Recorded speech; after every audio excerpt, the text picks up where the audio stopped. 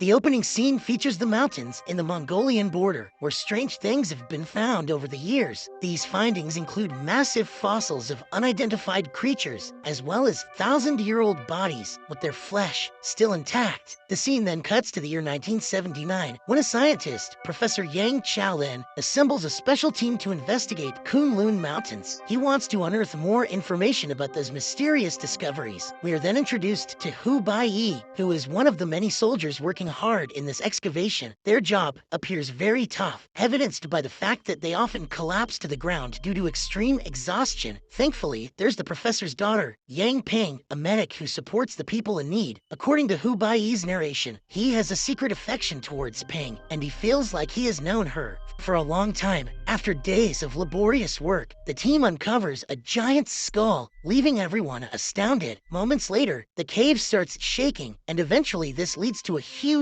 explosion, obliterating the entire camp. Sensing danger, the armed soldiers, under Commander Han Ju Yang, position themselves outside the cave, ready for confrontation. However, the only ones to come out are Professor Yang and some surviving workers. The explosion appears to have opened a passage inside the cave, so Han asks if anyone wants to investigate it with the professor. Since there's a huge risk of life, most of the soldiers hesitate to participate. However, a brave Ping immediately volunteers to help her father in this mission. This prompts Bayi to follow suit, and his best friend Kang's son also decides to tag along. In the end, a group of soldiers is eventually formed to go for this mission. Following this, the team sets off for their mission, making their way through the demolished cave. Soon, they come across a vast chasm, which they proceed to climb down into. They eventually make it to an icy platform, with a passage leading to a dark underground. Upon climbing down even further, they find an unexplored cave filled to the brim with peculiar fossils. Is that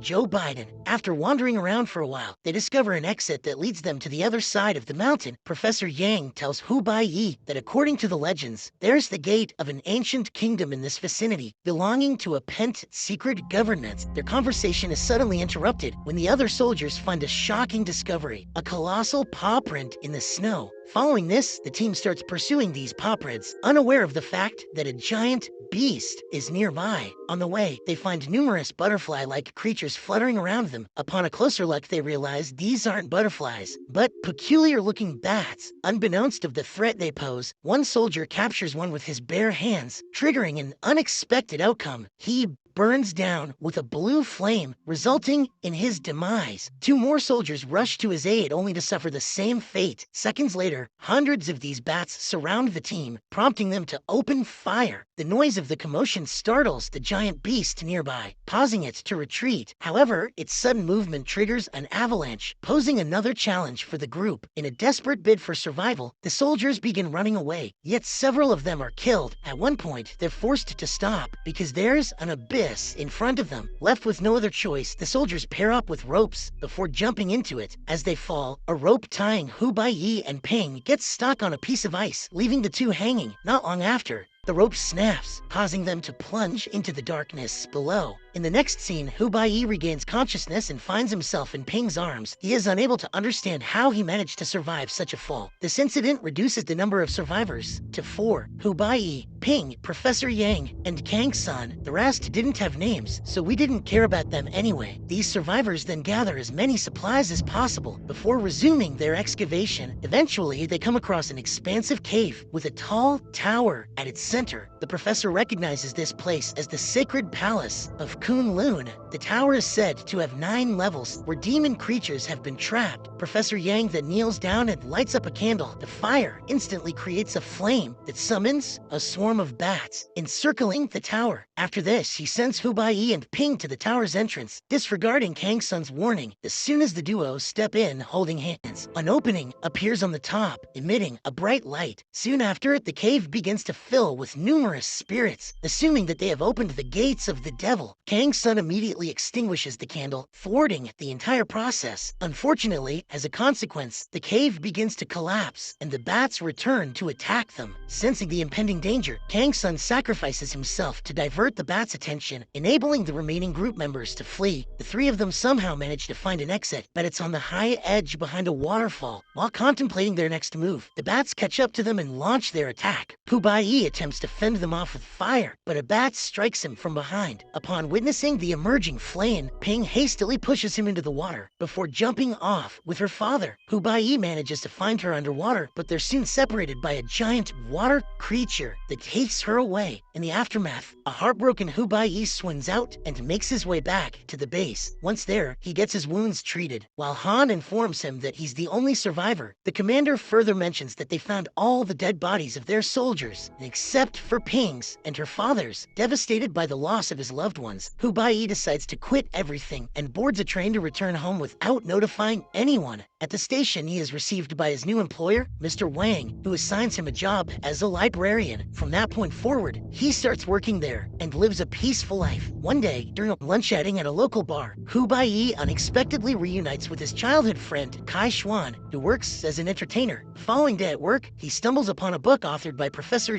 Yang. Upon going through it, he discovers several contents of the same demon tower, which makes him realize that the professor was aware of it since the very beginning. As he connects the missing dots, he understands that only he and Ping could activate the demon tower, explaining why Professor Yang sent them in earlier. Meanwhile, Commander Han and his team discover a coffin containing a living woman resembling Ping. They refer to her as Shirley. This woman possesses an uncontrollable, mysterious power, so the officers are forced to confine her in a closely monitored room. 3 years later, Han's team finds Professor Yang and brings him to their headquarters. Simultaneously, in West China, Oil City comes under attack by the enigmatic giant beasts, causing widespread destruction. When Professor Yang learns of this, he theorizes that the tower's activation has opened gateways in space and time, allowing demonic creatures to infiltrate Earth. In order to seek deeper insights, the professor sneaks out of the military headquarters. The emergence of these demons appears to have its effect on Bayi as well, as the scar on his back becomes troublesome. One day, while reading in the library, his back suddenly ignites with blue flames, and he begins exhibiting inexplicable powers. He can now make furniture, as well as his friend, float in the air. Shortly after, Mr. Wang shows up,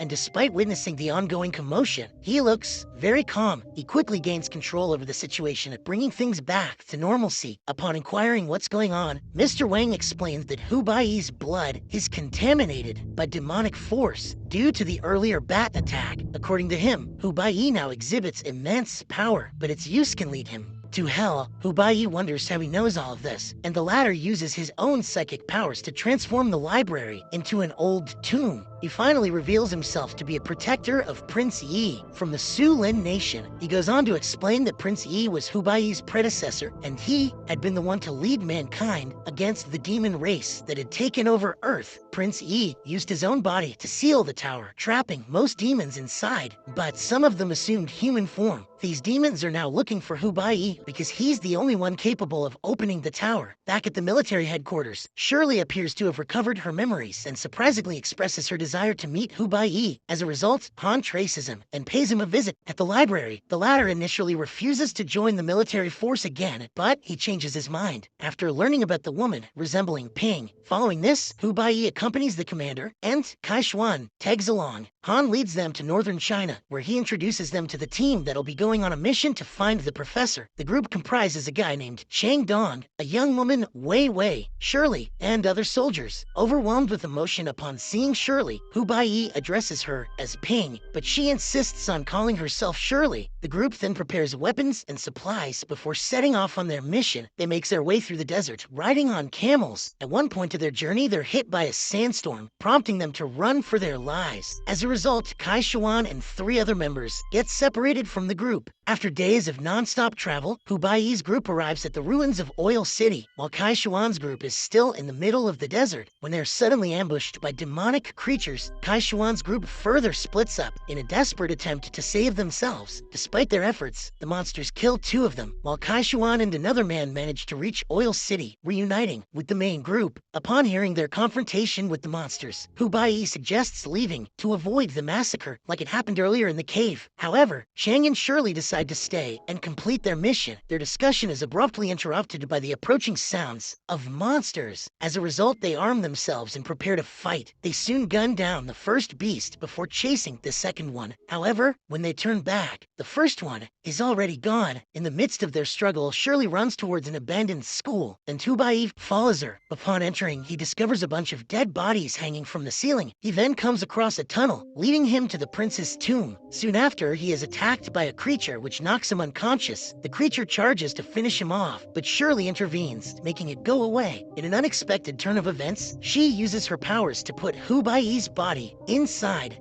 the coffin. Meanwhile, more demonic monsters show up at the scene, so the group takes cover in the upper floors of the building and fights back, using silver bullets and rocket launchers. Where'd they get those? It becomes evident that the demons possess formidable strengths, rendering bullets ineffective against them. On the other hand, Wei Wei poses as one of the mannequins, and tries her best to remain motionless in order to avoid being caught. As soon as the creature moves away, she makes a dash towards Kai Xuan, and the two hide inside a bus. Nevertheless, the creature locates them, then begins attacking the vehicle. After some time, Hu Baiyi regains consciousness and starts screaming for help. While he's at it, his arm wound heals at a rapid pace, leaving him bewildered. He is then teleported into the same cave containing the demonic tower. There, he witnesses a creature dropping Ping's body into a flame that eventually gets possessed by the demon queen. After the creature departs, Hu Baiyi approaches her, demanding Ping's return. However, the queen refuses to give up on Ping's body because she holds the power to open the tower. She instead proposes that he accompany her to the tower and unlock the long-waiting door. Our hero thinks for a while, but politely turns her down. He insists on being sent back to Oil Town, asserting that he'll find some other way. The Demon Queen finds this amusing, but decides to grant him a chance, teleporting him back. By this time, Shirley gains control over all the monstrous creatures and directs them to take down the group members. The moment he returns, Hu Baiyi notices the creature attacking the bus with Kai Xuan and Wei Wei, so he quickly takes it down with a rocket launcher. Seeing this, the other creatures charge towards him, but Shirley saves him, knowing that he is the key to opening the tower door. She then holds him in her arms and assures his safety. However, Hu Baiyi, who realizes that Ping will never be back, retrieves a pistol and shoots her 3 times. This causes all the creatures to disappear and the demonic tower to crumble. In her final breath, she admits that he is the only one who can kill her. She then unexpectedly kisses him before collapsing to the ground. Moments later, Shirley is transformed into Ping, who expresses her happiness to see him one last time. However, Hu Baiyi is still not ready to lose her. He carries her and brings her to the prince's coffin, hoping that it might heal her. He lays down beside her and gently touches her forehead with his own, triggering a surge of memories from her childhood. Turns out Ping possessed an inherent supernatural ability, the power to revive deceased beings. This explains how Hu Baiyi survived despite falling into the deep and dark abyss earlier. However, Ping's mother forbade her from using these powers for some reason. One day, her mother passed away after burning in a blue fire, revealing that she was a descendant from demons who took human form. Before the vision ends, Ping expresses her unconditional love for Hu Baiyi and requests him to find her father. With this, she passes away, leaving Hu Baiyi heartbroken. After a while of remorse, he regains his composure and decides to honor her final wish. The movie ends with Hu Baiyi resuming the mission with the rest